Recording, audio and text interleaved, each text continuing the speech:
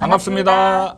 아파트 사이클 연구소 소장 이현철입니다. 배짱입니다. 네, 반갑습니다. 네. 소장님, 오늘은요, 이 윤석열 대통령이 그 대선 공약으로 내세웠던 분양가 상한제, 이거에 대해서 좀 얘기를 하려고 하는데요. 6월에 이 분상제 개편안을 발표한다 이렇게 발표를 했어요. 근데 여기서 드는 의문점이 원래 공약은 분상제 폐지였단 말이죠.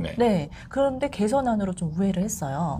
왜 이렇게 바뀌었는지부터 좀 살펴봐야 되지 않나. 일단 싶어요. 이제 분상제를 개선하는 게 처음에는 이제 분상제 폐지 얘기가 좀 나왔다가 이제 원희룡 국토부 장관이 분상제 폐지는 안 한다. 대신 원가에서 이제 비용적으로 차지하는데 누락된 부분이 이제 있다. 이렇게 보는 거죠. 원가에서 이제 대부분은 건축비만 이제 차지를 했었는데 실제 재건축을 하다 보면 이주를 해서 이게 돈을 빌려주잖아요. 이제 그래서 이 이자가 나오는데 이 이자 비용이나 이런 걸 비용인데 분양가에 포함시키지 않는 부분 이런 것들은 좀 불합리한 것 같다. 지금 현실화하겠다라는 거죠. 그래서 이주비를 분양가에 포함시키는 거, 그 다음에 최근에 이제 원자재 가격이 상승된 부분, 이런 것들을 반영을 시키겠다.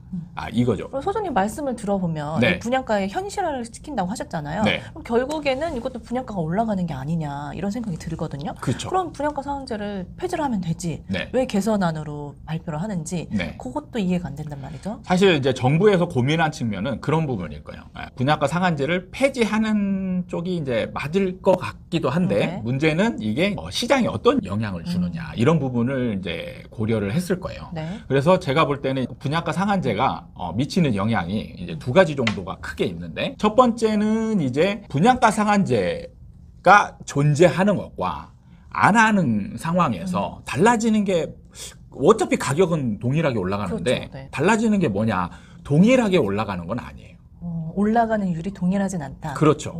뭐냐면 지금 분양가 상한제에서는 중요한 게 원가 개념이거든요. 땅값 플러스 건축비 플러스 마진이에요. 이 세 가지 측면인데 기존에 있던 그 문재인 정부 시절에는 그냥 건축비만 냈던 거죠. 근데 지금 이번 정부에서는 보니까 건축비 말고도 재건축을 하다 보면 비용이 있는데 그거를 어떻게 여기다 녹일 방법이 없는 거죠. 그걸 제외시켰던 거를 분양가에 그러니까 넣어야겠다. 이게 좀 불합리한 측면이 있다. 조합원한테 불합리한 측면이 있는 거다. 그래서 이거를 현실화하는 거죠. 그래서 이걸 원가 개념으로 이제 보는 거예요. 그러니까 그게 이제 이주비와 재료비 상승분이나 이런 것들을 녹여야 어느 정도 합리적인 원가가 아니냐 이렇게 보는 거죠. 그런데 이게 이제 분상제라는 제도 하에 있는 거고요. 만약에 분상제를 없애버리면 가격은 팔고자 하는 사람들이 마음대로 정하는 거예요.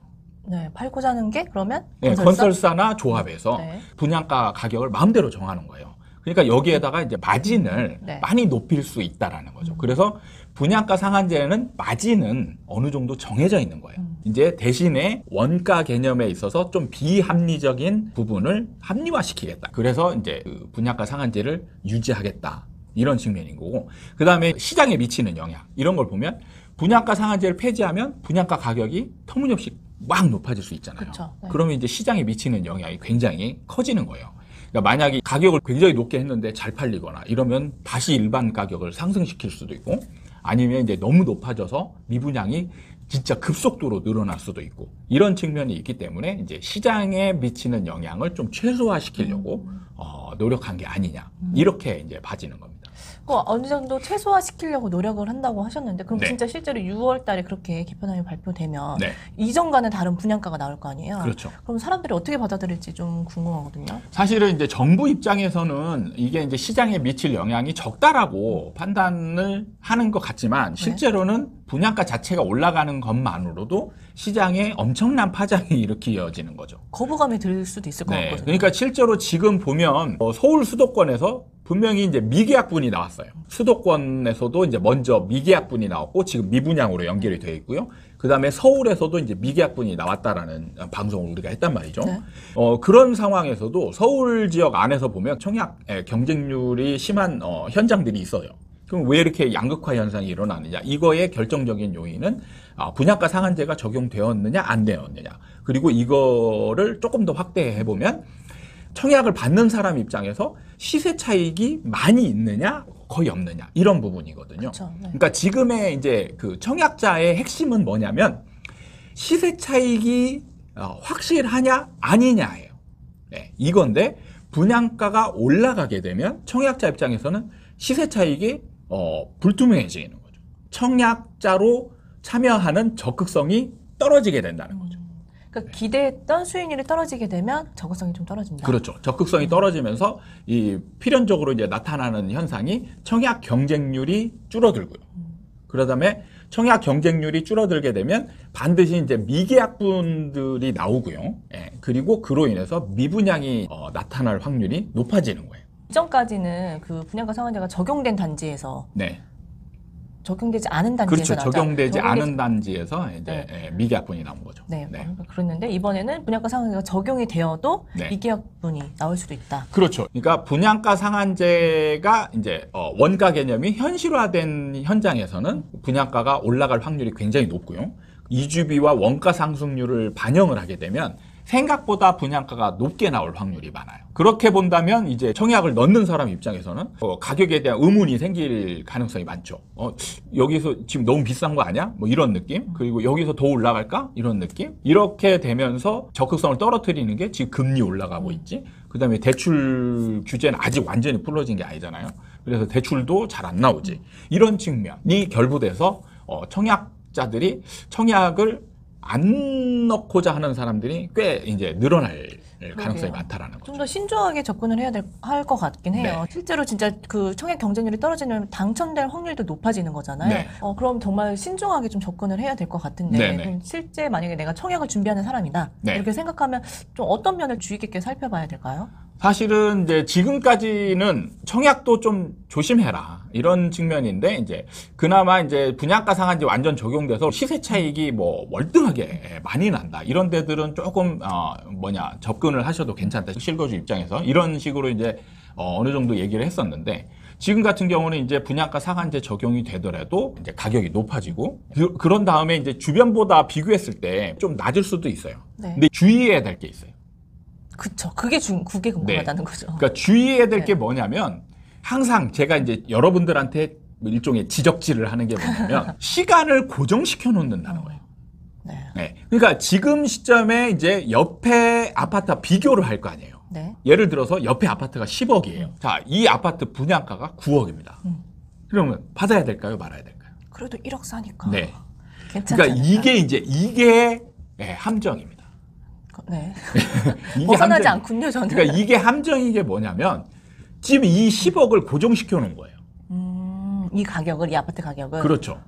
그러니까 이 10억이 어떻게 될 것인가를 전혀 고려치 않은 거예요.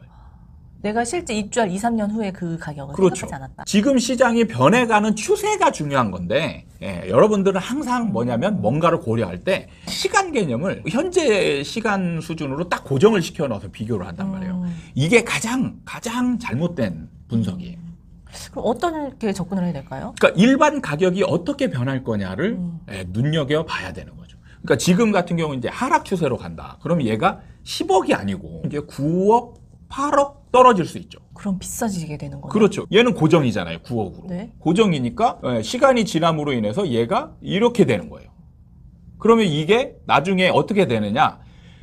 만약에 9억일 때는 잘 팔릴 수 있어요. 잘 팔렸다가 입주하려면 3년 정도 지나야 되잖아요. 3년 정도 지난 시점에 얘가 이렇게 떨어져 가지고 7, 8억이 되어 있다. 그럼 얘는 어떻게 되냐? 마이너스 P가 생길 수 있고. 그러니까 이런 점을 고려를 해야 되는 거예요. 그러네요. 네.